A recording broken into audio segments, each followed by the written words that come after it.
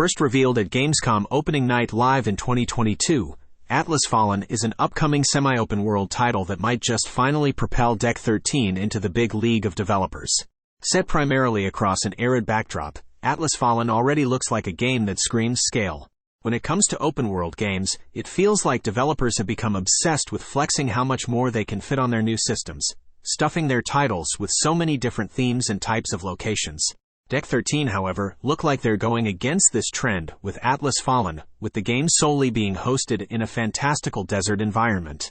Desert themes are notoriously hit or miss in the world of gaming, but what we've seen from the game so far makes it feel like a stellar example of how next-gen tech can elevate even sparse desert plains into a legitimately alien and expansive setting that looks ripe for exploring.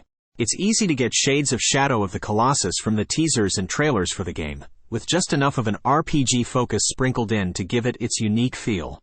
Atlas Fallen was recently delayed to August 2023, but does already look like one of those mindless escapist titles that are always a blast to boot up and sink a few hours into.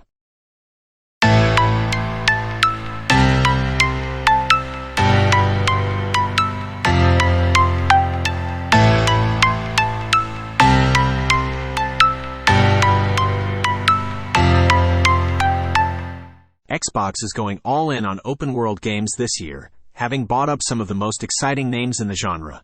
One that doesn't get enough attention is Bethesda's Arcane Studios, the team responsible for the excellent open-world or open-world adjacent titles Dishonored, Prey, and Deathloop. In May, the team releases their next new property, the vampire-themed Redfall. Unlike the other single-player titles the team has released, Redfall is a first-person shooter experience that can be played with up to 3 other people in co-op.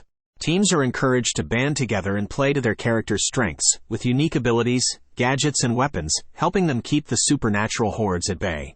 Previously, Arcane's releases have been defined by their responsive play spaces, so let's hope that element gets the same amount of attention here. While the devs' combat systems have never been cutting-edge, they've always facilitated brilliant mechanical experimentation and player freedom. Whether these elements can allow Redfall's now out-of-vogue 4-player multiplayer framing to prove the detractors wrong remains to be seen, but it's absolutely a game that should be on your radar.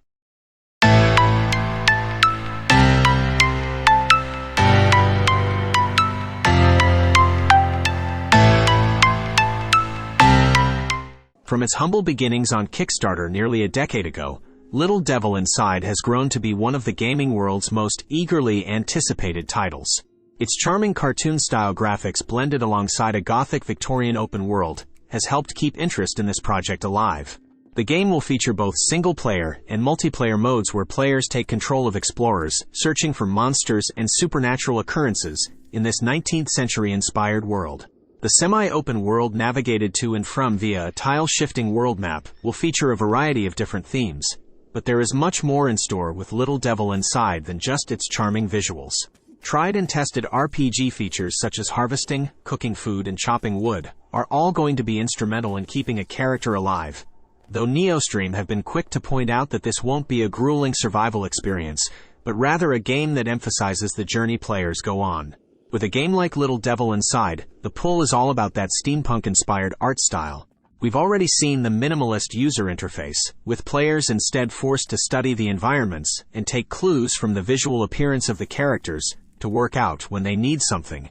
Given how many delays players have already had to weather, fingers crossed that the latest planned release date sometime in 2023 is more on the money.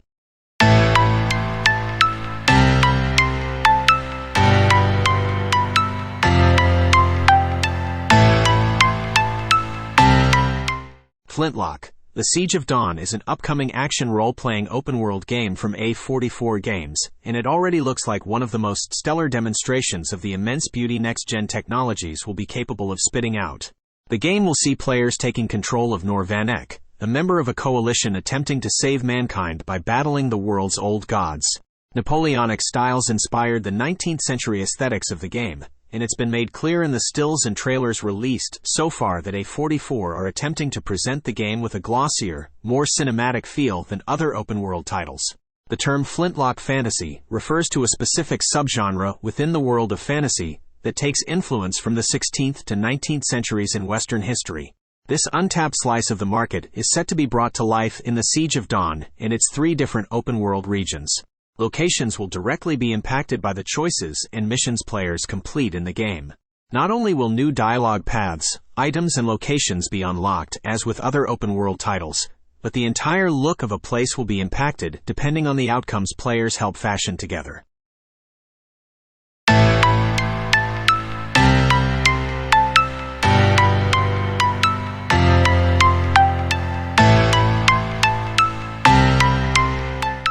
When you are the first new intellectual property, developed by one of gaming's most beloved companies, in a quarter of a century, you're in a good position to be one of the hottest releases of the year. First announced back in 2018, this space-themed open-world RPG is set in the year 2310, and will whisk players off to the settled systems and the uneasy truce between the United Colonies and Freestar Collective. Aside from being the first new IP from the same guys that brought us Fallout and the Elder Scrolls, Starfield has also made a splash online for being an Xbox exclusive. Sony have been the kings of exclusive games for arguably over a decade now, so this represents a rare and welcome win for all the next-gen Xbox owners out there.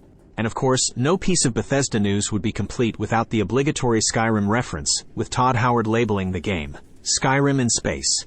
Memes aside, Bethesda know what they're doing when it comes to making an open world that can keep players enthralled for years, and they have had more than enough re-releases of Skyrim to know how the appetites for open-world games have evolved over the years.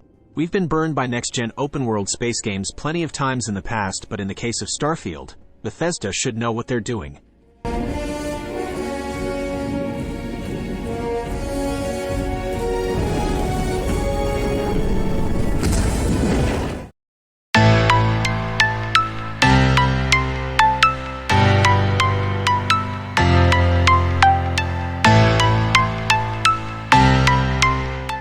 It's been 12 years since the first entry in the Dead Island series, and honestly, gamers have been far too starved of these over-the-top quirky zombie-slaying titles.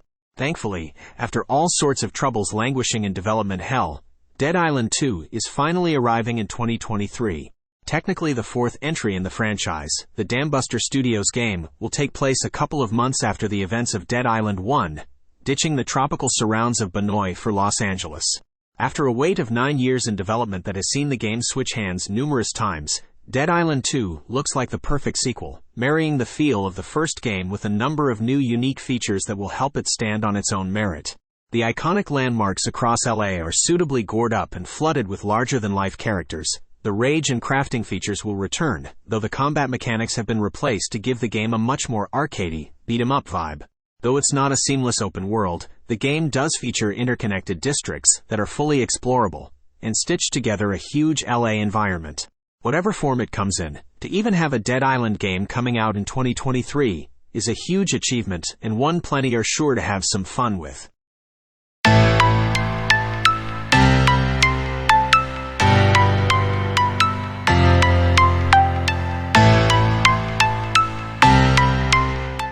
First conceptualized back in 2016, Everywhere has been the brainchild project of 3 ex-Rockstar employees, leading a small team of just 30 members working remotely across the globe. And yet, it has already been teased as a potential GTA killer in the making. With a tagline centered around what it means to represent yourself digitally, Everywhere has been touted as being an ambitious trailblazer for not only how players play games, but also how they watch, share, and interact with others. Developers Build a Rocket Boy have used their action-adventure game Mind's Eye as an example, only being accessible through the free-to-play Everywhere. This premise of a game serving as an entry point to other games is all a bit metaverse to us, and we can imagine it being one of those releases that needs a few months on the shelves before most are convinced, but there's no denying Build a Rocket Boy's ambitions here. Whether it's late to the party or not, it'll be fascinating to see what Everywhere's impact is on the gaming world.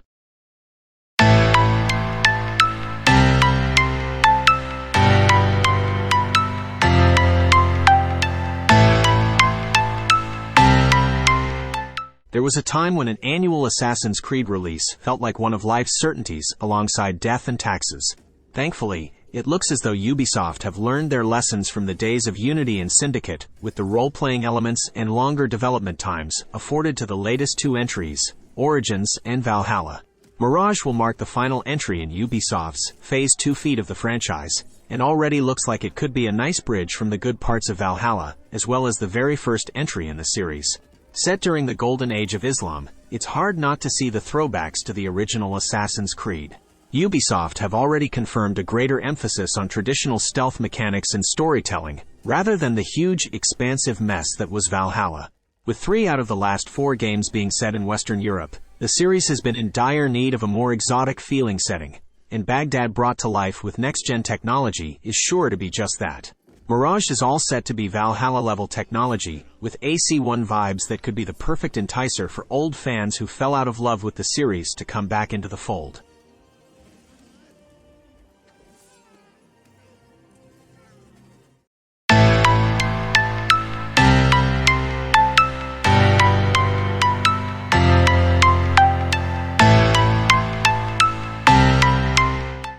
After what has felt like a few thousands worth of marathons through James Cameron's multi-billion-dollar series, we finally have a name, teaser trailer, and vaguely touted release date for Avatar's step into the open-world genre.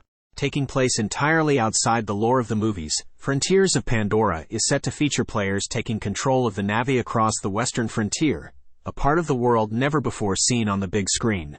It's always so much more fun when a game takes inspiration from a movie, but doesn't piggyback off the characters and settings it made famous.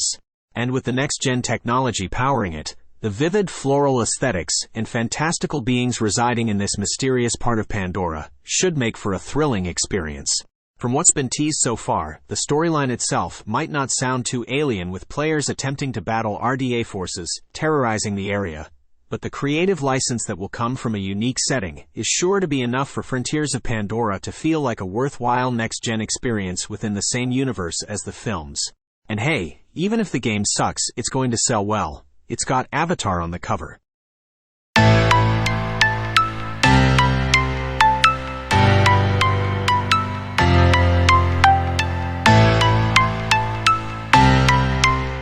We've had 2 Xbox exclusive on this list, so here's a PS5 one to balance things out. Marvel's Spider-Man is one of those moments in video game history, essentially killing the 8th generation of console wars. Miles Morales kept the series ticking over nicely, but the upcoming release of Marvel's Spider-Man 2 is the next big leap forward the critically acclaimed series has been waiting for. But some of the features that have already been teased so far have already helped it stand out as a genuinely breathtaking title in the making. Promising to push the capabilities of the PS5 system as an exclusive title, Yuri Lowenthal and Nadji Jeter are set to return as Peter and Miles, with Brian Intihar and Ryan Smith returning as creative director and game director as per the 2018 predecessor. Expect a considerable amount of faithfulness to all the things that helped put the series on the map in the first place. There's no doubt Marvel's Spider-Man is one of the gaming world's hottest properties right now, but just how much its latest entry goes on to push the open-world genre following its release sometime in September 2023 could be genuinely staggering.